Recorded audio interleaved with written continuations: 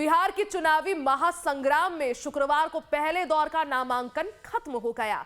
नामांकन की समय सीमा खत्म होने से पहले केंद्रीय गृह मंत्री और बीजेपी के चुनावी चाणक्य ने ऐसा धमाका किया जिसकी गूंज पटना से लेकर दिल्ली तक सुनाई पड़ी। दरअसल गृह मंत्री अमित शाह ने एक निजी चैनल को दिए इंटरव्यू में दो टूक कहा कि सीएम का फैसला चुनाव परिणाम आने के बाद जीत कर आए विधायक करेंगे। फिर क्या था, विपक्ष को बैठे बिठाए मुद्दा मिल गया, लिहाजा बीजेपी पर टूट पड़े और कहा कि बीजेपी के हिडन एजेंडे का शाह ने खुलासा कर दिया। नीतीश कुमार की हालत भी महाराष्ट्र के पूर्व मुख्यमंत्री एकनाथ शिंदे जैसी हो जाएगी। आइए सबसे पहले हम आपको सुनाते हैं कि गृह मंत्री अमित शाह ने आखिर ऐसा क्या कहा जिसने खलबली मचा दी। और देखिए, उन्होंने आपको ग्राफिक्स के माध्यम से समझाते हैं। गृह मंत्री अमित शाह ने कहा, मैं किसी को मुख्यमंत्री बनाने वाला आखिर कौन होता हूं? इतनी सारी पार्टियों का गठबंधन है। चुनाव के बाद जब बैठेंगे, विधायक दल के नेता बैठेंगे और अपना नेता तय कर लेंगे। अभी हम नीतीश कुमार के नेतृत्व में ही चुनाव लड़ रहे हैं और हमारे चुनाव का नेतृत्व नीतीश कुमार ही कर रहे हैं। उन्होंने कहा और दावा किया कि हमारे विधायक अभी भी ज्यादा है, फिर भी नीतीश कुमार ही मुख्यमंत्री है।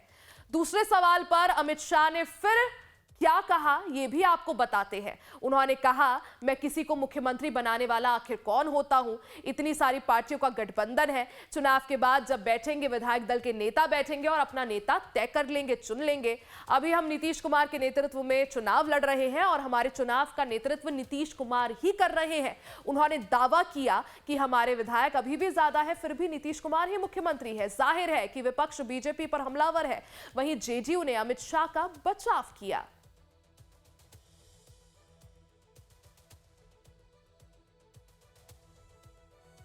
ये तो स्पष्ट हो गया, जो बात लगातार विपक्ष कह रहा है। श्री तेजस्वी यादव जी कह रहे थे कि अब जेडीयू को बीजेपी समाप्त करेगी। पहले तो सीट को बराबरी पर लाया और इसके बाद मुख्यमंत्री भी नहीं बनाएगी। ये केंद्रीय गृह मंत्री आदरणीय अमित शाह जी ने पहले भी कहा था, कल भी स्पष्ट कर दिया। अब जेडीयू वाले समझे, आदरणीय नीतीश कुमार जी जाने, अब तो जेडीयू समाप्त हो गई और आदरणीय नीतीश कुमार जी को भाजपा मुख्यमंत्री नहीं बनने देगी, नहीं बनाएगी, ये भी क्लियर हो गया। केंद्रीय गृह मंत्री आदरणीय अमित शाह जी ने यह स्पष्टता के साथ कहा कि 2025 का जो विधानसभा चुनाव हो नीतीश कुमार जी के नेतृत्व में होगा और प्रक्रिया के संबंध में उन्होंने जानकारी दी। तो यह तो स्वाभाविक प्रक्रिया है और जो गठबंधन के घटक दल के प्रदेश अध्यक्ष हैं या शीर्षस्थ नेता हैं, हमारे दल के राष्ट्रीय कार्यकारी अध्यक्ष हों, केंद्रीय मंत्री हों, माननीय सांसद हों, माननीय विधायक हों, और जनता की आवाज़ है कि नीतीश कुमार जी 2025 में फिर से मुख्यमंत्री बनेंगे। बवाल मचने के बाद गृह मंत्री अमित शाह ने छपरा की चुनावी रैली सीधे हुई भाषा का इस्तेमाल किया और कहा कि बिहार में एक बार फिर से एनडीए सरकार बनेगी। हम बिहार में